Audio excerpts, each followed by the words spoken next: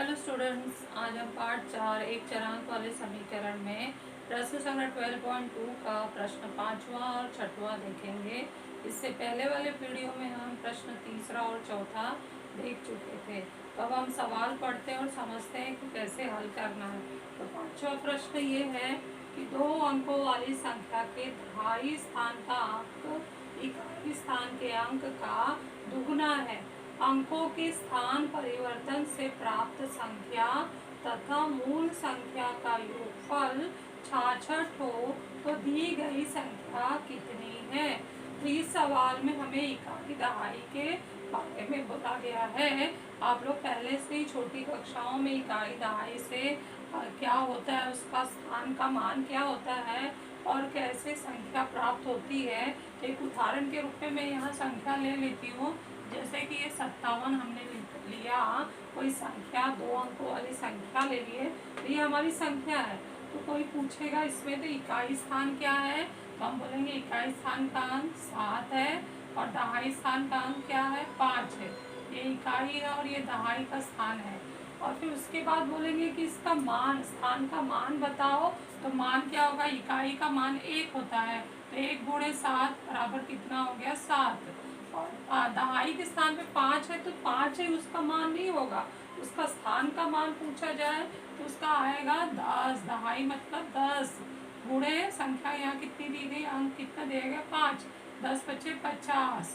तो दहाई स्थान में जो भी अंक होता है उसका मान 10 से गुणा होके उसका स्थान मान आता है। अब जोड़ के 50 और 7 को तो मिल जाता है 57। तो इस तरह से ये 57 जो है संख्या ऐसे 2 अंकों को मिलाकर, इकाई और दहाई को मिलाकर बना है। तो ये मैं इसलिए आप लोगों को याद दिलाई कि ये जो अंकों के रूप में संख्या है इसको समझना आसान होता है, लेकिन अब यही संख्या हमारे एक चरांक वाले समीकरण में बदल जाएगा।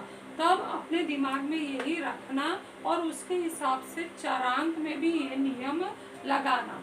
तो चलो बच्चों, ये हम आगे आसानी से हल कर सकते हैं अगर आप लोगों ने इकाई स्थान का ये सब अंक समझ लिया है। तो यहाँ पहले हमें मानना होगा कि अचर राशि क्या है।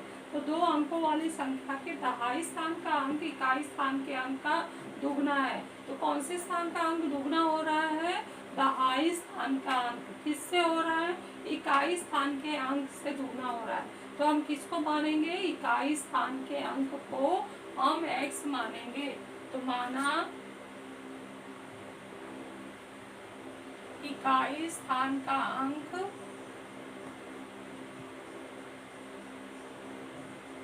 बराबर है x, इसलिए दहाई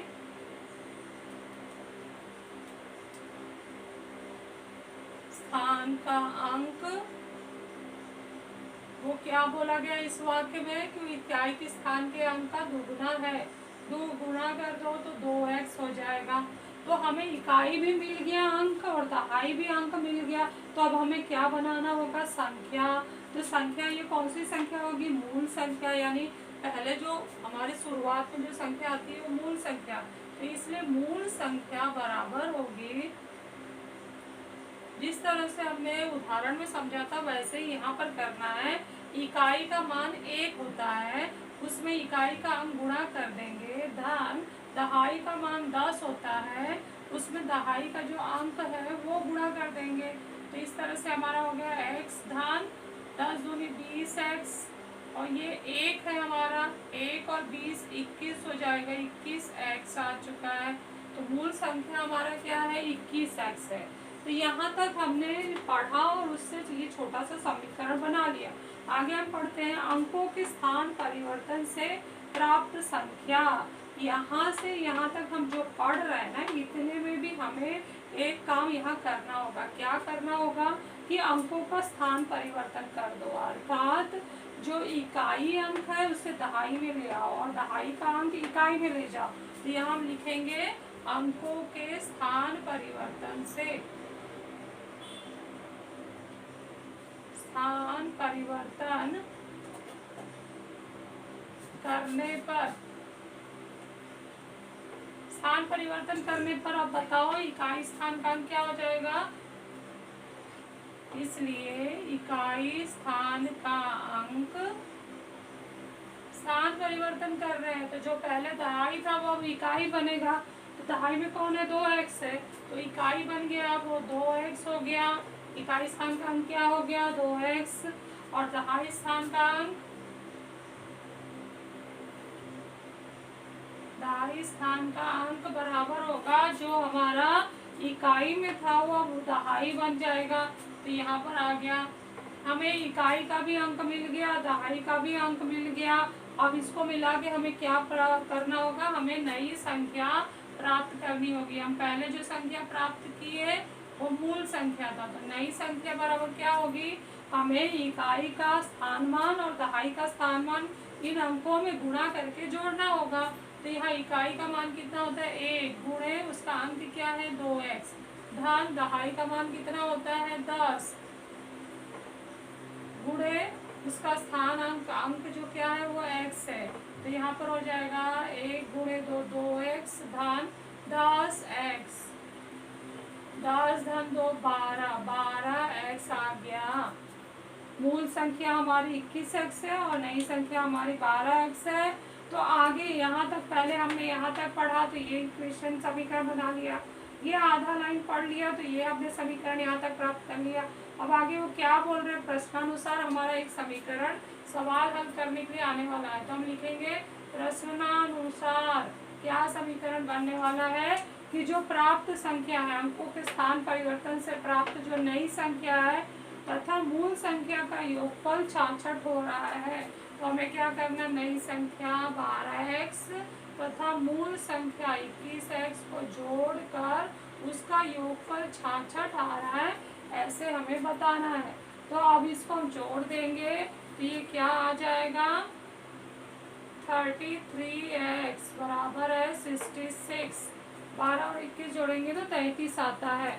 अब हमें पक्षांतर करना है, x के साथ 33 गुणे में इस तरफ आएगा तो भाग की क्रिया हो जाएगी। तो यहाँ हम लगाएंगे भाग की क्रिया में परिवर्तन हो रहा है 33 का, तो इसलिए x बराबर 66 बटे 33, 33 एक कम 33, 33 दूनी 66, तो x बराबर आ गया 2। तो x हमने क्या माना था, इकाई स्थान का अंक माना था। तो हमें दी गई संख्या निकालनी है, यानी मूल संख्या में निकालनी है। तो यहाँ पर हमारा क्या आएगा, इसलिए मूल संख्या बराबर या दी गई संख्या, जो क्वेश्चन में है वाक्य वो मैंने यहाँ डाल दिया। अब माने तो मूल संख्या थे, बराबर है 21x, बराबर हो जाएगा 21 गुणे 2, तो ये बराबर हो गया 2 एकम 2, 2 दूनी 4, 42। इसलिए दी गई संख्या बराबर है 42। तो यहाँ पर पूरा हो गया हमारा ये 5वां सवाल।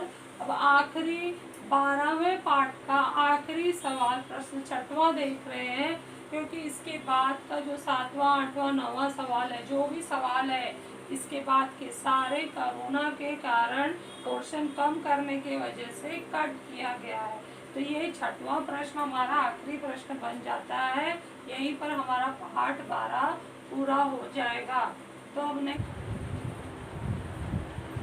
अब हम प्रश्न 6वां देखते हैं। किसी एक नाट्यगृह में नाटक के लिए 200 रुपये वाले तथा 100 रुपये वाले कुछ टिकट बेचे गए। 200 रुपये वाले टिकटों की संख्या 100 रुपये वाले टिकटों की संख्या से 20 अधिक रही। दोनों प्रकार के दोनों भी टिकटों की बिक्री से नाट्यगृह को 37,000 रुपये मिले हो, तो 100 रुपये वाले कितने टिकट बिके। तो इसके लिए हमें मानना होगा कि माना 100 रुपये वाले टिकटों की संख्या x है, तो जो बिकने वाली है 100 रुपये वाले टिकटों की संख्या जिसकी बिक्री हुई है वो x है। तो 200 रुपये वाले टिकटों की संख्या जो बिक्री हुई है कितने होंगे, वो 100 वाले टिकटों से 20 अधिक है। तो हम क्या करेंगे, x में 20 जोड़ देंगे तो x धन 20 आ जाएगा। किसकी संख्या, 200 रुपये वाले टिकटों की संख्या, और 100 रुपये वाले टिकटों की संख्या x है। इस तरह से हम इस सवाल का हल करने का शुरुआत करेंगे और उसके बाद रुपये में कीमत निकाल कर कुल टोटल 37,000 के बराबर कर देंगे। तो अब हम स्टार्ट करते हैं कि माना 100 रुपये वाले टिकटों की संख्या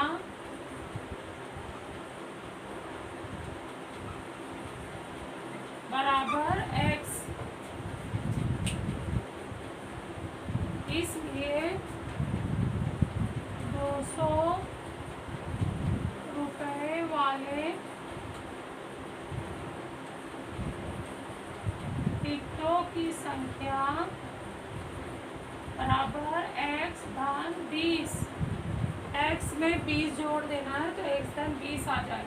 इसके बाद हम कीमत निकालते हैं कि 100 रुपये का हमने x टिकट बेचा तो कितने रुपए प्राप्त हुए।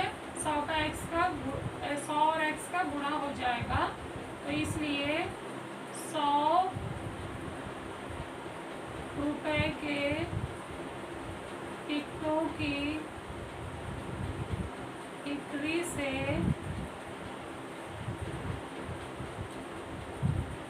प्राप्त रुपए बराबर होगा 100 गुणे x, 100x रुपये, तथा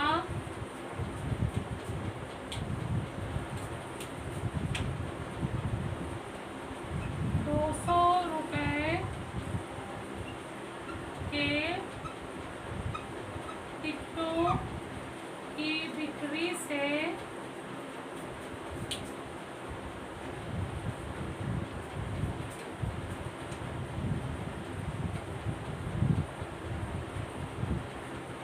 प्राप्त रुपए बराबर कितनी संख्या है 200 रुपए की टिकटों की x धन 20 ब्रैकेट में गुणे 200 हो गए रुपए।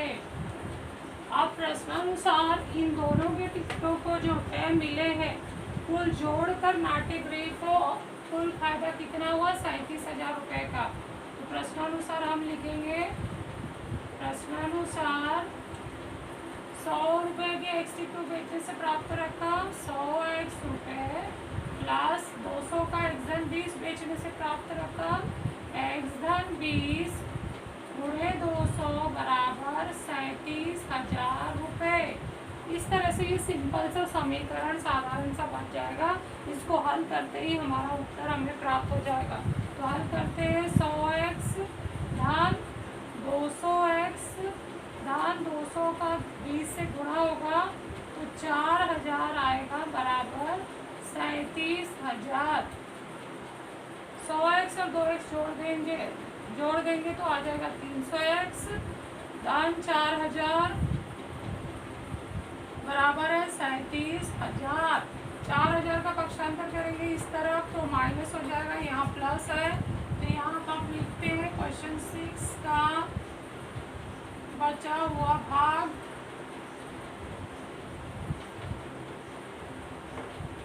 यहाँ आएगा 300x बराबर है 37,000 माइनस 4,000 तो 300x बराबर हो जाएगा 7 में से 4 के 3 33,000।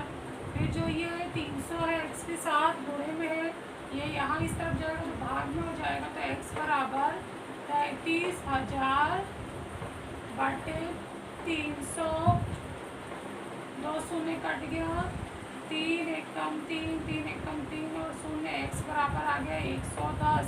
हमने x क्या माना था 100 रुपये वाले टिकटों की संख्या, तो कितने बिके तो 100 रुपये वाले